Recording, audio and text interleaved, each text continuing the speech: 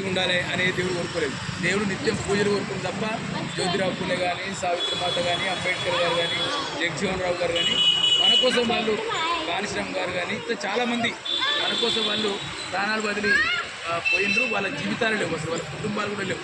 వాళ్ళు కుటుంబం అంటే సమాజమే, కుటుంబం అంటే బయట.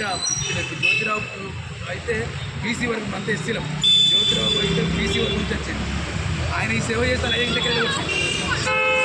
ఆయన సేవ చేస్తే ఆయన అలాగే ఇంటికి అయినా వాళ్ళ భార్య చదువు నేర్పి 20 మందికి చదువు నేర్పి అంటే చాలామందికి వెనకటేముండే ఆడవాళ్ళు భర్త చచ్చిపోతే ఆ చిత్తులు వేసేయాలి, తెల్ల బట్టలు కట్టివ్వాలి, గుండుకి ఇవ్వాలి అని ఉండే సిస్టమ్. ఆ సిస్టానికి వ్యతిరేకంగా ఆయన నిలబడ్డాడు. చదువుతుంటే కందుకూరు వీరేశలింగము, రాజా రామ్మోహన్ రాయ్ ఇట్లా ఎవరైతున్నారో వాటిని పూలే అంబేద్కర్ వచ్చినంత చిట్టపట్టలు చేసి అలా పరిస్థితి చచ్చిపోవడం సహజము. కానీ చనిపోయిన మనిషి చనిపోకూడదు. భార్య భర్తలో ప్రేమగా ఆప్యాయంగా ఉండడం ఒకటే. కానీ భర్త చచ్చిపోతే భార్య చచ్చిపోతే పోయి చిత్రపడి భార్య చచ్చిపోతే లేదు, భర్త చచ్చిపోతే చిత్రపడి తెల్ల బట్టలు కట్టించి మంత్రి అంతా నాన్ చేస్తూ వాళ్ళు కూడా మనుషులే. చనిపోతే వాళ్ళు అనిపిస్తూ దినాలు ముక్కలు చేస్తాము అట్లా చేసుకోమని చెప్పి ఇది అంబేద్కర్ మనం గుర్తు చేసుకోవడానికి. ఇది గుర్తు చేసుకోవడం అంటే మనం గౌరవంగా జీవించడం.